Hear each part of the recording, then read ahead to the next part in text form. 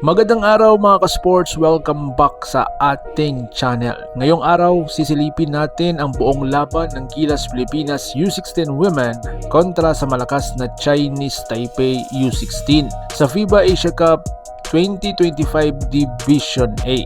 Simulan na natin ang kwento ng laban quarter by quarter. Kung trip mo po ang ganitong content, paiwan ng follow at pasubscribe na din. Tara, simulan natin. Pagpasok ng first quarter, ramdam agad ang bilis at shooting ng Chinese Taipei. Gumamit sila ng ball movement at perimeter shooting na nagpahirap sa depensa ng Gilas. Samantalang ang Pilipinas nakadepende sa kanilang hustle at fast break points. Kahit na may ilang magagandang tira at steals ang ating mga Pinay, mas consistent ang Taipei sa opensa. Sa pagtatapos ng first quarter, lamang ang Chinese Taipei na kung saan 26/14. Mabigat pero makikita mo na hindi sumusuko ang ating batang Gilas. Pagsabak ng second quarter, mas lalo pang uminit ang shooting ng Taipei. Halos lahat ng attempts nila pumapasok mula sa 3 hanggang sa ilalim. Ang Gilas naman ay patuloy na lumalaban.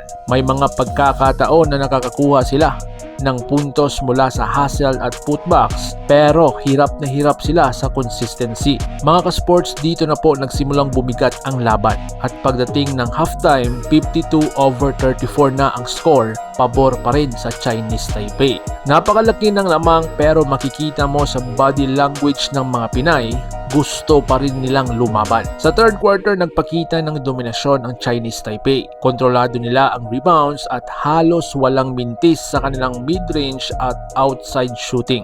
Ang Gilas naman, kahit hirap na hirap, nagpakita ng puso na kung saan nagkakakuha ng steals at hustle plays at ilang magagandang assist. Ngunit dahil sa sobrang lakas ng opensa ng Taipei, lumalaki palalo ang kanilang agwat. Sa pagtatapos ng third quarter, 78/55 ang score. Hawak ng Chinese Taipei ang momentum ng laban. Sa final quarter, hindi bumitaw ang Taipei.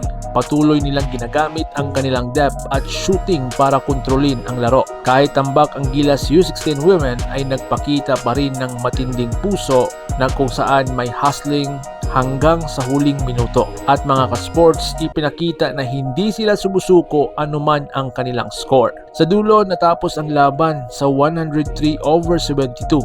Pabor ang Chinese Taipei. Isang malupit na laban kung saan mas malakas ang kalaban pero malaking karanasan ito para sa ating batang Gilas. Bagamat natalo ang Gilas Pilipinas U16 Women, saludo tayo sa kanilang effort at fighting spirit. Ito ay malaking aral at hakbang para mas tumibay pa sila sa susunod na mga laban. Kung na-inspire ka sa laban na ito, huwag kalimutang mag-like at mag-subscribe para sa mas marami pang kwento tungkol sa Gilas Youth at Pinoy Basketball. Maraming salamat mga ka-sports at hanggang sa susunod na laban. Ingat po kayo.